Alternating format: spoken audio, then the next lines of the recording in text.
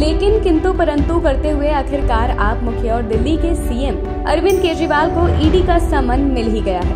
प्रवर्तन निदेशालय ने उन्हें 2 नवंबर को दिल्ली शराब घोटाले में पूछताछ के लिए बुलाया है। केजरीवाल 2 नवंबर को ईडी के सामने पेश होंगे।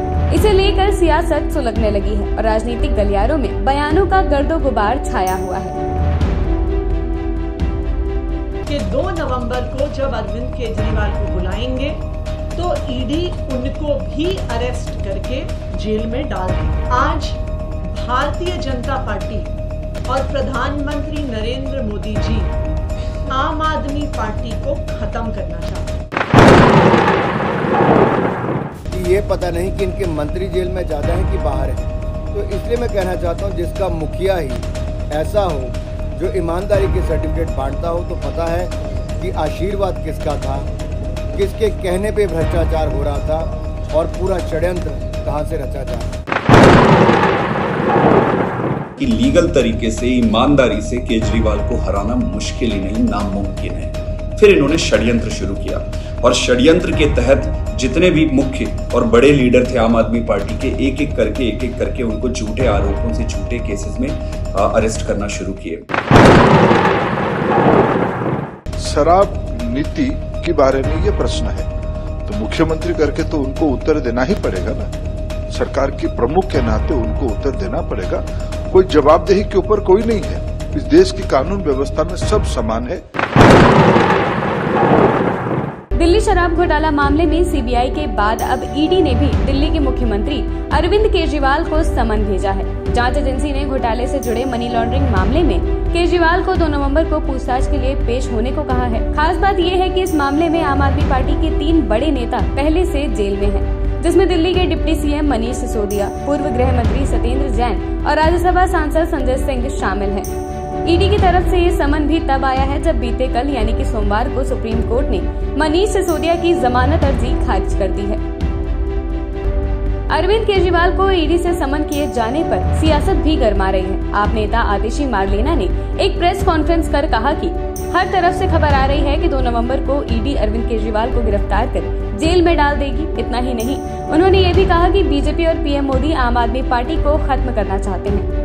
दिल्ली के मुख्यमंत्री अरविंद केजरीवाल और आम आदमी पार्टी के राष्ट्रीय संयोजक अरविंद केजरीवाल जी को ईडी ने समन किया है। हर तरफ से खबर आ रही है कि 2 नवंबर को जब अरविंद केजरीवाल को बुलाएंगे तो ईडी उनको भी अरेस्ट करके जेल में डाल देगी। आज भारतीय जनता पार्टी और प्रधानमंत्री नरेंद्र मोदी जी आम आदमी पार्टी को खत्म करना चाहते हैं। यही कारण है कि एक के बाद एक झूठे केस बनाकर झूठे आरोप लगाकर आम आदमी पार्टी के नेताओं को गिरफ्तार किया जा रहा है और जेल में डाला जा रहा है। आम आदमी पार्टी के संयोजक और दिल्ली के मुख्यमंत्री अरविंद केजरीवाल को 2 नवंबर को जब गिरफ्तार किया जाएगा, वो इसलिए नहीं किया जाएगा कि उनके खिलाफ कोई केस है, उनके खिलाफ कोई सबूत है। उनको इसलिए गिरफ्तार किया जाएगा क्योंकि प्रधानमंत्री नरेंद्र मोदी जी को अरविंद केजरीवाल से डर लगता है। उन्हें पता है कि अगर इस देश में कोई एक नेता है जो खुल के भारतीय जनता पार्टी के खिलाफ बोलता है, जो भारतीय जनता पार्टी के खिलाफ लड़ता है, उस नेता का नाम है अरविंद केजरीवाल।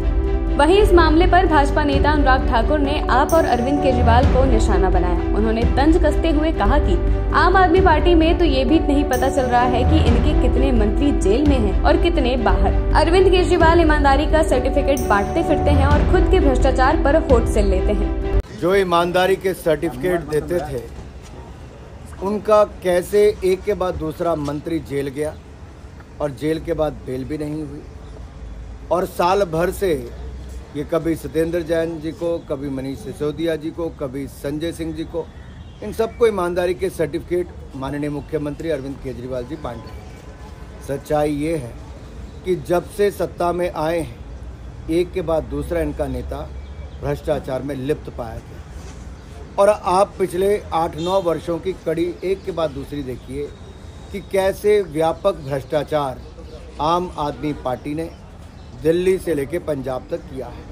पंजाब में तो सरकार बनने के 2 महीने के अंदर ही इनके स्वास्थ्य मंत्री को भ्रष्टाचार के चलते इस्तीफा देना पड़ा। आज हालत ये है कि ये पता नहीं कि इनके मंत्री जेल में ज़्यादा हैं कि बाहर हैं। तो इसलिए मैं कहना चाहता हूँ, जिसका मुखिया ही ऐसा हो जो ईमानदारी के सर्टिफिकेट बांटता हो, तो पता है कि आशीर्वाद किसका था, किसके कहने पे भ्रष्टाचार हो रहा था और पूरा षड्यंत्र कहां से रचा जा रहा है। आप नेता संदीप पाठक ने भी इस मुद्दे पर बयान जारी करते हुए बीजेपी पर धावा बोला। उन्होंने कहा कि भाजपा और नरेंद्र मोदी सरकार ये चाहती है कि किसी भी तरीके से अरविंद केजरीवाल को खत्म कर दिया जाए। अपने बयान में उन्होंने जांच एजेंसियों को भी कटघरे में खड़ा किया है। थोड़ी देर पहले ये खबर आई है कि ईडी ने श्री अरविंद केजरीवाल जी को सम्मन किया है। भारतीय जनता पार्टी और नरेंद्र मोदी का एकमात्र उद्देश्य यही है कि किसी भी तरीके से अरविंद केजरीवाल को खत्म किया जाए। पहले उन्होंने लीगल तरीके से चुनाव के माध्यम से खत्म करने की, रोकने की कोशिश की। इन्होंने दिल्ली में कोशिश की, ये फेल हो गए। फिर इन्होंने पंजाब में कोशिश की, ये फेल हो गए। और जब गुजरात में आम आदमी पार्टी गई तब इनको समझ आना बंद हो गया कि इसको कैसे डील किया जाए।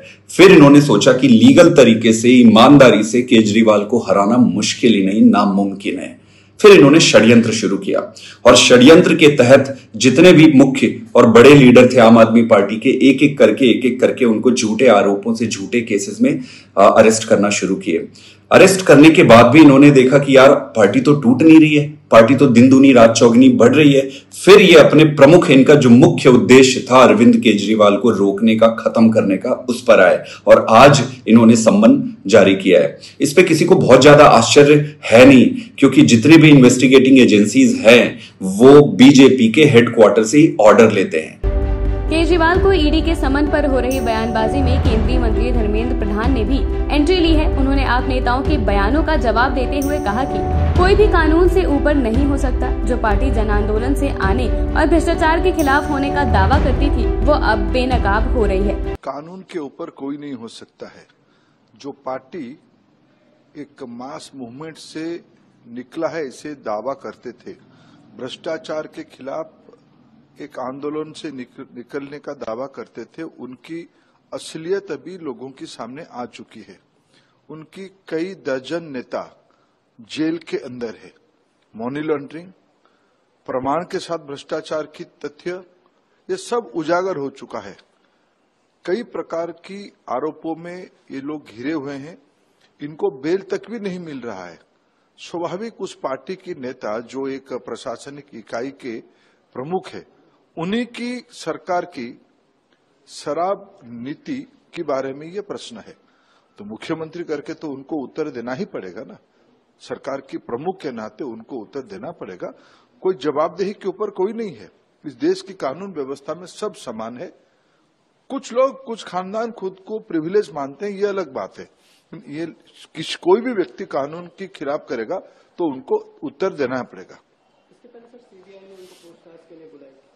देखिए, विषय एजेंसियों के काम अपने वो करते रहेंगे, लेकिन मूल प्रसंग है उनके ऊपर लगने वाले आरोप और उनकी उससे जुड़ी हुई प्रमाण, यही चिंता की विषय है। आपको बता दें कि इसी मामले में अप्रैल में सीबीआई अरविंद केजरीवाल से पूछताछ कर चुकी है। अब अरविंद केजरीवाल को ईडी ने prevention of money laundering act यानी कि PMLA के तहत समन जारी किया है। अब देखना अहम होगा कि 2 नवंबर को क्या कुछ सामने आता है। डेली इंसाइडर वीडियो डेस्क से अभिषेक सिंह की रिपोर्ट।